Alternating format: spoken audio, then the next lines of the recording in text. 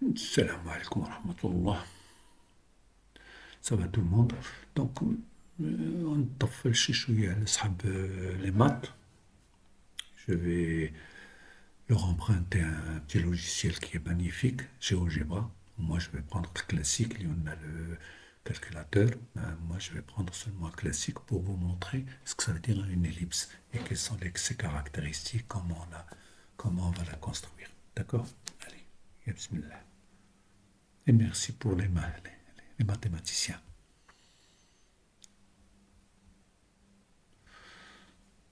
Je vais chercher. Non.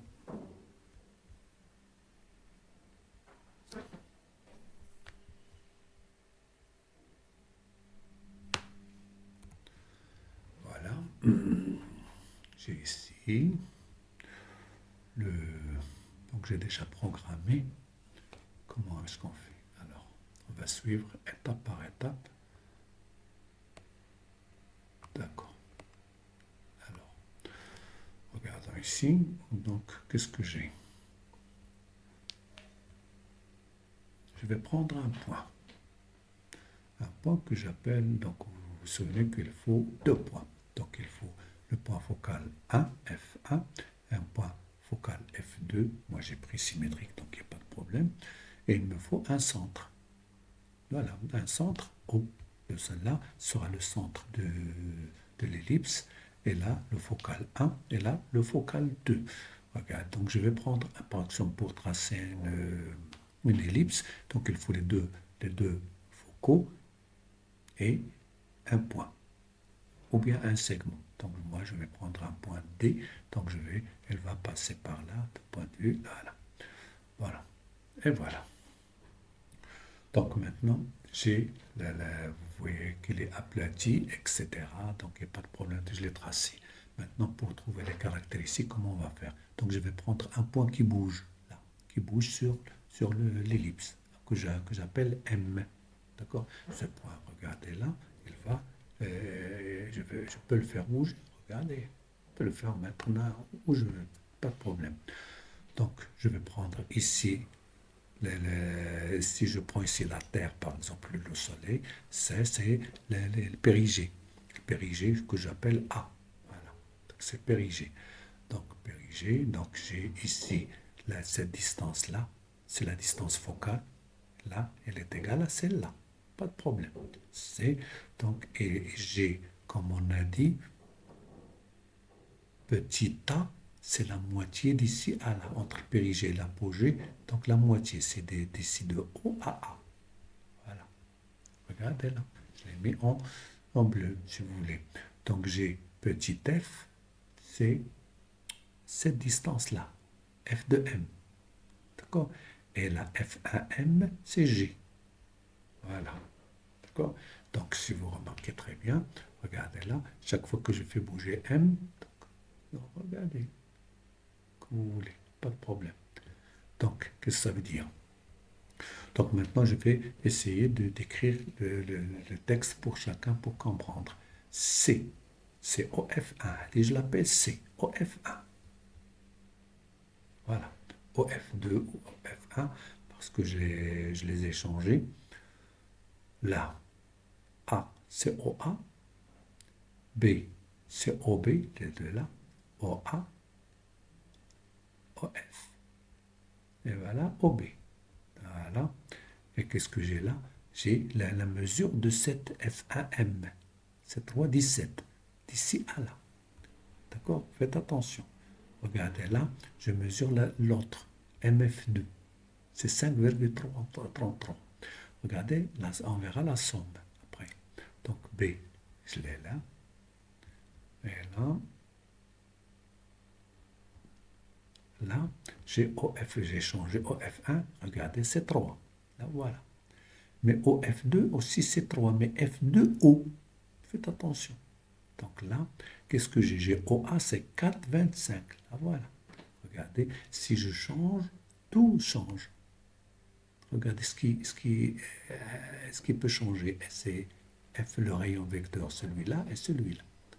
Mais si vous remarquez très bien, donc, je vous laisse cette surprise. Voilà. Maintenant, qu'est-ce que j'ai? J'ai OB là. C'est 3,02. K, c'est la longueur. C'est 3,02. Là, voilà.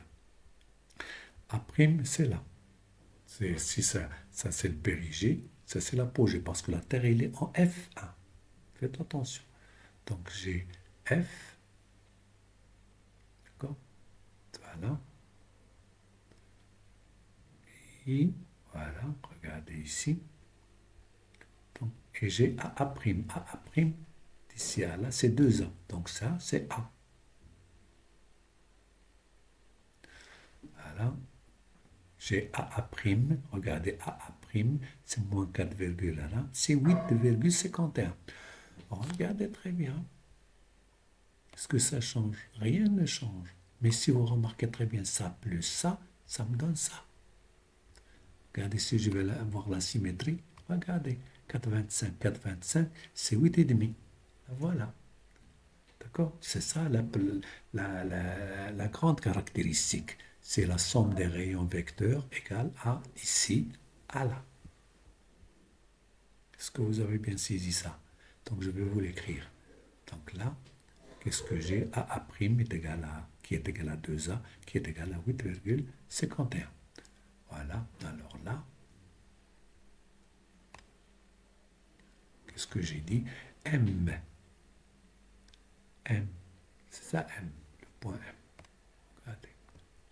MF1 plus MF2 est égal à ça plus ça qui est égal à 2A. D'accord? Regardez. Si je change, regardez, ça change 3,15, 3,14, 5, etc., etc. Mais ça me donne toujours 8,51. Ça ne change rien. 8,51. Là, F2, F2O, là, c'est F, c'est 3. Et c'est 3. 0 moins 3, c'est 3. Et là, c'est 3. Donc, je l'ai noté ici. Là, c'est quoi E? C'est cette distance sur la plus grande, c'est-à-dire OF1 sur OA. Donc regardez, là, c'est ce qu'on appelle l'excentricité, c'est ici 0,60, parce qu'il mesure l'aplatissement ici. Regardez, je vais changer ça. Regardez, c'est 2, là, 2, combien? C'est 0,49. Je diminue. Là, combien elle devient ça? Elle diminue. Regardez, 0,25. Je les superpose, c'est le cercle. C'est 0. L'excentricité est nulle. Vous voyez très bien. Donc, c'est très bon. Bon, donc, j'ai ici, les deux, ils sont les mêmes. Donc, c'est 7,92. 7,92, là, voilà. Mais lorsque je commence à regarder là, l'excentricité, elle augmente. Elle est devenue 0,25. C'est 1 divisé par 4. Regardez. Cette distance, avec c'est 1 divisé par 4, c'est 0,25.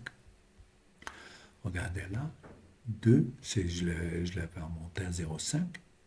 Regardez là, 0,49, 0,5. Donc, voilà, c'est bon. Je pense que vous avez bien saisi les deux caractéristiques les plus profondes de l'ellipse. La somme des rayons vecteurs est égale à 2A. Et l'excentricité, c'est le focal sur le demi-axe. Voilà. Je pense que vous avez bien au moins une idée. Regardez là, je vais augmenter l'aplatissement. Donc, ce coefficient, ou ce rapport, il va augmenter. Regardez là, 3. Regardez, 3 sur 4 et quelques, c'est 4,25, ça va me donner 0,75. D'accord? Et l'aplatissement, regardez 3, il diminue. Regardez encore. Regardez. Vous voyez l'aplatissement? Chaque fois que l'aplatissement augmente, chaque fois que ce coefficient augmente. Regardez. Cela, il diminue. Et voilà, je pense que